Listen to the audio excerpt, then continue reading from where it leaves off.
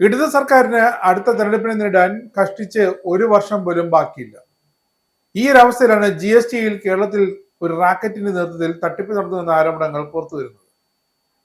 ഇതിന് പിന്നാലെ ഈ റാക്കറ്റിനെ കണ്ടെത്തണം എന്നാവശ്യപ്പെട്ട് സമഗ്ര അന്വേഷണം നടത്തണമെന്ന് സർക്കാരിനോട് ആവശ്യപ്പെട്ടിരിക്കുകയാണ് പ്രതിപക്ഷം. കേരളത്തിലെ ചരക്ക് സേവന നികുതി സംവിധാനത്തിൽ ഏകദേശം 1100 കോടി രൂപയുടെ തട്ടിപ്പ് സംഭവിച്ചു എന്നാണ് പ്രതിപക്ഷ നേതാവ് VD സതീശനും ആരോപിച്ചിരിക്കുന്നത്. വ്യാജ പേരുകളിൽ 1000-ലധികം തെറ്റായ രജിസ്ട്രേഷനുകൾ ഉപയോഗിച്ച് നടന്ന ഈ വൻ തട്ടിപ്പ് പൂനെയിലെ GST ഇന്റലിജൻസ് വിഭാഗം കണ്ടെത്തുകയും തുടർന്ന് അത് സംസ്ഥാന സർക്കാരിനെ അറിയിക്കുകയും ചെയ്യുകയായിരുന്നു. ഇത്രയും ഗുരുതരമായ ഒരു വിഷയം സംഭവിച്ചിട്ടും സർക്കാർ ഇതുവരെ ഒരു അന്വേഷണം പ്രഖ്യാപിക്കുകയോ ആരംഭിക്കുകയോ ചെയ്തിട്ടില്ലെന്ന് പ്രതിപക്ഷ നേതാവ് ആരോപിക്കുന്നു. തട്ടിപ്പ് കാരണം സംസ്ഥാന ഖജനാവിന് ലഭിക്കേണ്ടിയിരുന്ന 200 കോടിയിലധികം രൂപയുടെ വരുമാനമാണ് ഇല്ലാതായതെന്നാണ് ഇവിടുത്തെ പ്രധാന വിഷയമെന്നും പ്രതിപക്ഷ നേതാവ് ചൂണ്ടിക്കാട്ടുന്നുണ്ട്. എന്തുകൊണ്ട് സംസ്ഥാന സർക്കാർ ഇതേപ്പറ്റി പേരിനെങ്കിലും ഒരു അന്വേഷണം പ്രഖ്യാപിക്കാത്തത് എന്നാണ് ഇപ്പോൾ പ്രതിപക്ഷം ചോദിക്കുന്നത്.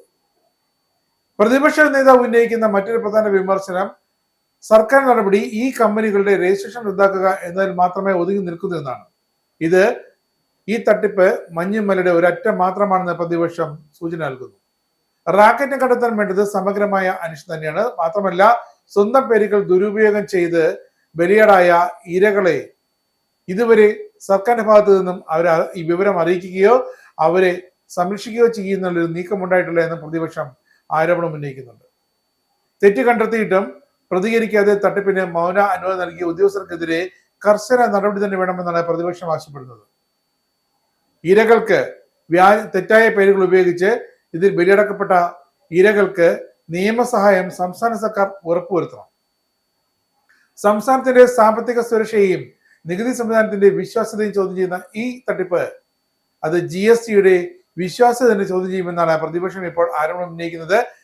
മുംബൈ ഇന്റലിജൻസ് ടീം കണ്ടെത്തിയിട്ടും അതിൽ സംസ്ഥാന സർക്കാർ ഇതുവരെ യാതൊരു നടപടിയും കൈക്കൊണ്ടില്ല എന്നിടത്താണ് പ്രതിപക്ഷത്തിന്റെ ശക്തമായ എതിർപ്പ് രൂക്ഷമാകുന്നത്. ഇസ്രായേലിന്റെ 5 സൈനിക താവളങ്ങളിൽ കനത്ത നാശനഷ്ടം. മോദി വെളിപ്പെടുത്തുന്ന ഇന്ത്യയുടെ വികസനത്തിന്റെ മയക്കുമരുന്ന് വിൽപ്പനയ്ക്കെതിരെ ശക്തമായ നടപടിയെടുത്ത് ഷാർജ പോലീസ്.